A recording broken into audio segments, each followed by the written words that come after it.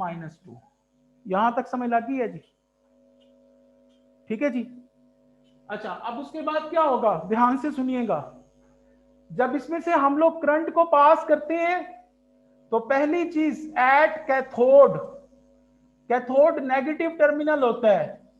Cathode जो है वो याद रखो, जहां पे भी कैथोड का वर्ड आ जाए हमेशा याद रखना है वहां पे एक प्रोसेस होता है जिसको कहते हैं रिडक्शन, और रिडक्शन का मतलब होता है गेन ऑफ इलेक्ट्रॉन्स, कि इसमें इलेक्ट्रॉन्स गेन होते हैं जी।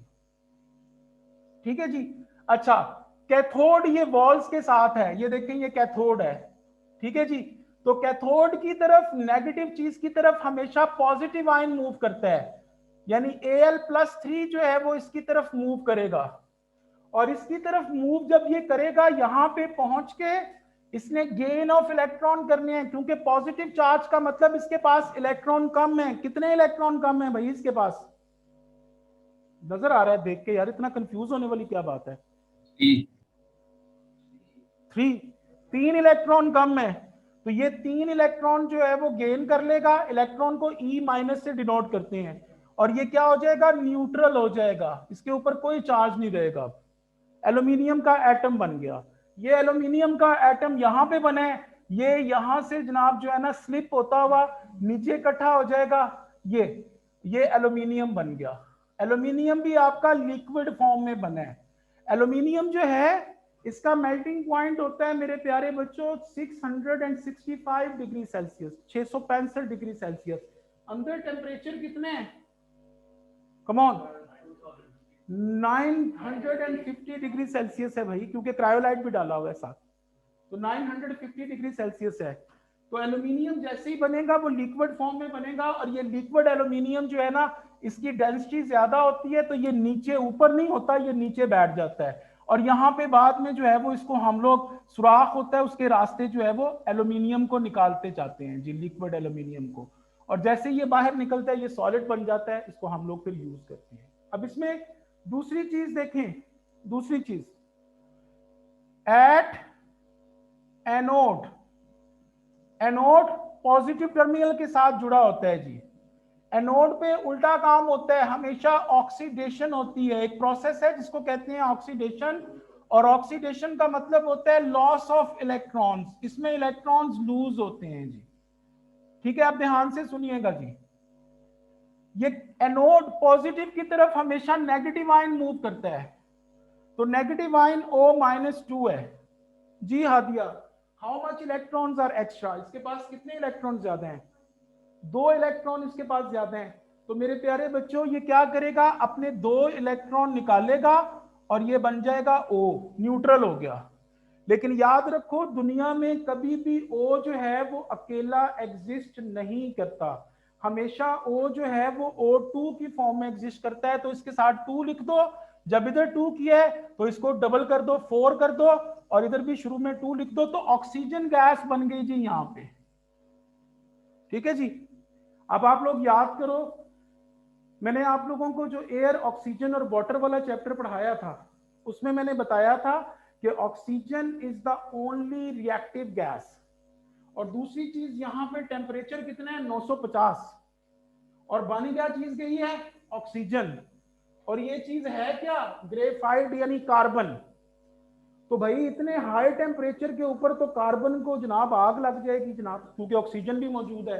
तो ये ऑक्सीजन यानी कार्बन ऑक्सीजन को बर्न कर देगी और क्या बना देगी, कार्बन डाइऑक्साइड, और कार्बन डाइऑक्साइड मजीद कार्बन के साथ मिलकर बना देगी कार्बन मोनोऑक्साइड। तो ये जो आपका एनोड है इसके ऊपर ये 3 गैसेस बन सकती हैं, ऑक्सीजन, कार्बन डाइऑक्साइड और कार्बन मोनोऑक्साइड। पेपर में एमसीक्यू में ये क्वेश्चन आया हुआ है। ठीक है जी, कि कौन कितनी गैसेस जो है वो एनोड के ऊपर बन सकती हैं। ठीक है, उसने 4 आंसर्स जो है ना यानी वो डिफरेंट लिखे हुए थे कि सल्फर डाइऑक्साइड बन रही है, तो सल्फर डाइऑक्साइड तो कौन ही बन जी, इलेक्ट्रोलिसिस हम नहीं कर रहे थे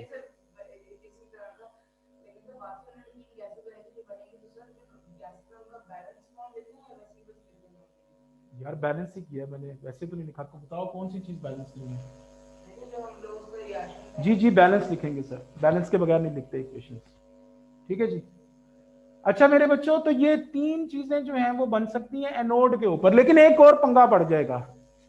ये जो ग्रेफाइट होता है ये इनर्ट इलेक्ट्रोड होता है, नॉर्मली किसी चीज के साथ रिएक्ट नहीं करता, लेकिन ये जो ऑक्सीजन इसको यहाँ पे बनती है वो इसको जला देती है, बर्न करवा देती है जी। तो जब ये बर्न होना शुरू हो जाएगा तो automatically you people have to replace the anode regularly, क्योंकि ये ईटन अवे होता जाएगा, ये खत्म होता चला जाएगा। और दूसरा इसका हमें फायदा क्या होता है, लेट्स सपोज मैं एक छोटी सी एग्जांपल देता हूं, मेरे पास आयरन है, लोहा है, उसको मैंने हीट किया, वो मेल्ट हो गया जी, पिघल गया। अब मैं चाहता हूं वो पिघला रहे, तो मुझे उसको हीट मुसलसल देनी पड़ेगी जी, सिंपल सी बात है। जरा सी टेम्परेचर डाउन हुआ तो उसने जम जाना है, दोबारा से सॉलिड बना देना है। तो मेरे प्यारे बच्चों, यहाँ पे भी जो इलेक्ट्रोलिसिस हो रही है उसमें जो एल्यूमिनियम ऑक्साइड है उसका टेम्परेचर 950 डिग्री सेल्सियस है, ठीक है जी। तो वो हमें नीचे से हीटर लगाने पड़ते हैं वो 950 डिग्री सेल्सियस रखने के लिए, लेकिन हम इस रिएक्शन में नीचे से हीटर नहीं लगाते। क्यों नहीं लगाते, उसकी वजह क्या होती है? उसकी वजह ये होती है कि ये जो ऑक्सीजन यहाँ पे बनती है ये एनोड को बर्न करवाती है, और जब भी इसको बर्न करवाती है तो हीट निकलेगी, और उस हीट की वजह से ये जो आपका इलेक्ट्रोलाइट है ये मोल्टन फॉर्म में ही रहेगा। तो this is the only electrolysis कि जिसमें आपको नीचे से हीटर जला के या उसको टेम्परेचर दे के मोल्टन फॉर्म में रखने की जरूरत नहीं पड़ती, बल्कि जो बर्निंग होती है, ठीक है जी, उसकी वजह से जो है वो आपकी टेम्परेचर जो है वो आई मीन हीट निकलती है जो कि इसको मोल्टन। तो अगली चीज, the anode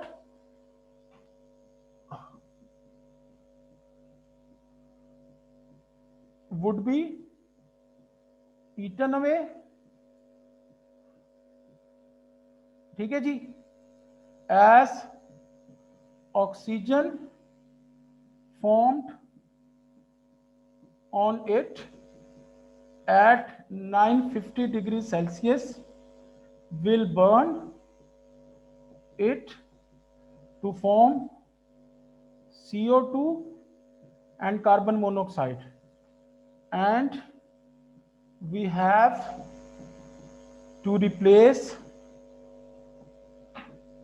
the anode regularly, ठीक है जी। हमें एनोड को जो है वो रेगुलरली मेरे बच्चों जो है वो उसको रिप्लेस करना पड़ेगा, उसको लगाना पड़ेगा, और उसकी रीजन मैंने आप लोगों को जो है वो बता दी है जी। You got it? Is it clear?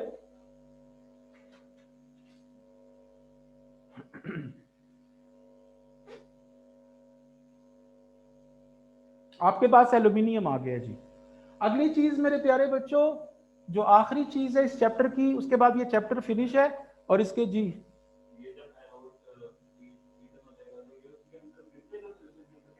भाई बर्न हो गई है, बर्न होके चीज राख ही बनती है, तो राख उसके अंदर गिर सकती है, उसमें क्या मसला है? कौन सा राख इतनी ज्यादा नहीं होती, ये इतना कुछ ज्यादा नहीं राख बनती, इतनी बड़ी लकड़ी ले तो राख इतनी सी बनती है, उसमें क्या मसला है? वो इतना ज्यादा कुछ पे फर्क नहीं पड़ेगा, ठीक है जी। वो इतना टेम्परेचर हाई होता है कि राख भी समझो कि जनाब, समझो कि बन बन के उड़ती जाती है जनाब, इतना टेम्परेचर होता है, वो नीचे बैठ ही नहीं पाती। अच्छा मेरे बच्चों, नेक्स्ट आपकी आखिरी चीज है properties and uses of aluminium, कि एल्यूमिनियम की प्रॉपर्टीज और यूजेस क्या क्या होते हैं। सबसे पहली चीज तो इसका एल्यूमिनियम जो है, मैंने आपको पहले भी बताया था कि एल्यूमिनियम जो है इसके गिर्द जो है वो एक लेयर होती है एल्यूमिनियम ऑक्साइड की, ठीक है जी। ये एल्यूमिनियम है, इसके गिर्द एल्यूमिनियम ऑक्साइड की एक प्रोटेक्टिव लेयर होती है, ये एल्यूमिनियम ऑक्साइड है, एल्यूमिनियम आपका अंदर है। तो इसकी वजह से एल्यूमिनियम जो है वो नॉर्मली किसी चीज के साथ रिएक्ट नहीं कर पाती। क्यों नहीं कर पाती? क्योंकि एल्यूमिनियम के गिर्द मेरे बच्चों एक प्रोटेक्टिव लेयर होती है एल्यूमिनियम ऑक्साइड की, which prevent it to react with any substance, ठीक है जी। तो पहली चीज लिख लें कि एल्यूमिनियम हैज अ प्रोटेक्टिव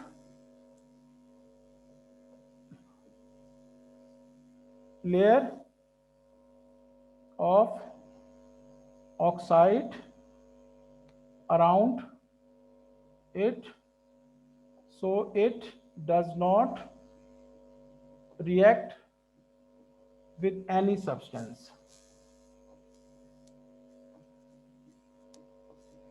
ठीक है जी, ये इसकी पहली प्रॉपर्टी है जी। इसकी सेकंड प्रॉपर्टी क्या होती है मेरे बच्चों एल्यूमिनियम की, कि एल्यूमिनियम जो है ये लाइट वेट होती है। दुनिया में सबसे ज्यादा जो लाइट वेट और लेस डेंस जो सब्सटेंस होता है मेरे बच्चों, दैट इज एल्यूमिनियम। ये बहुत हल्का होता है। तो एयरक्राफ्ट जो होता है, जो हवाई जहाज होता है, उसकी जो बॉडीज होती हैं वो इसी की एल्यूमिनियम की जो है वो बनी होती हैं, लेकिन प्योर एल्यूमिनियम की नहीं बनती। प्योर कोई भी मेटल हो वो बहुत सॉफ्ट होती है, उसके ऊपर जरा सा थोड़ा मारा तो जनाब डेंट पड़ जाना है जी उसके ऊपर। तो मेरे बच्चों उसका एलॉय और उसके एलॉय को यूज करके जो है वो हम लोग जो है वो एयरक्राफ्ट जो है उसकी बॉडीज बनाते हैं। तो इसका दूसरा फिर क्या होता है कि aluminium is light weight and less dense, so its alloy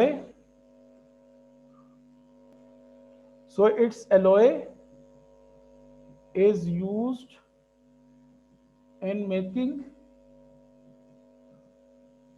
aircraft bodies। ठीक है बच्चों, सो ये इसका जो है वो सेकंड जो है वो यूज होता है।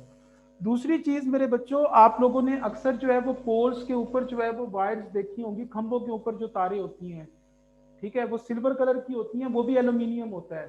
ठीक है जी, ये देखें जी, ये खंभों के ऊपर सपोज करें कि ये पोल्स हैं, इनके ऊपर ये वायर लगी हुई है। अगर सपोज करो कि हमने कॉपर की वायर, जो घर में डिफरेंट इंस्ट्रूमेंट आते हैं, वो घर में जो तारे वगैरह लगाते हैं, उसको अगर खोल के आप देखें तो वो उसमें पिंक या ब्राउन कलर की जो है वो वायर होती है, जो कॉपर की होती है। अगर हम बाहर जो पोल्स हैं वहां पे वो कॉपर की वायर लगाते हैं, तो कॉपर इतना भारी होता है कि ये पोल के ऊपर उसने इस तरह यू शेप बनानी होनी थी, लटक रही होनी थी। तो यहाँ पे जाने वाला बंदा भी इसको हाथ में पकड़ के जनाब लटक जाता है इसके साथ ही हमेशा के लिए। तो इसीलिए कॉपर की वायर इस्तेमाल नहीं करते, क्योंकि वो बहुत डेंस होती है। ठीक है, तो हम एल्यूमिनियम की यूज करते हैं। एल्यूमिनियम की जो वायर होती है वो दो पोल्स के ऊपर इस तरह बिल्कुल स्ट्रेट आ जाती है, तो ये एल्यूमिनियम की है, ये आपकी कॉपर की है। तो कॉपर इस तरीके से यू शेप फॉर्म में आता है। तो एल्यूमिनियम जो है it is a good conductor of electricity, so it is used in overhead cables for conduction of electric current। ठीक है जी, तो aluminium is good conductor of electricity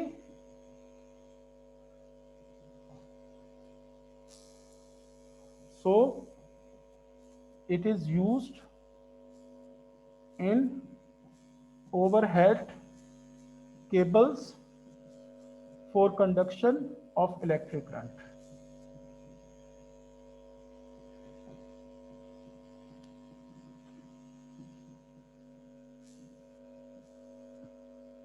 ठीक है बच्चों,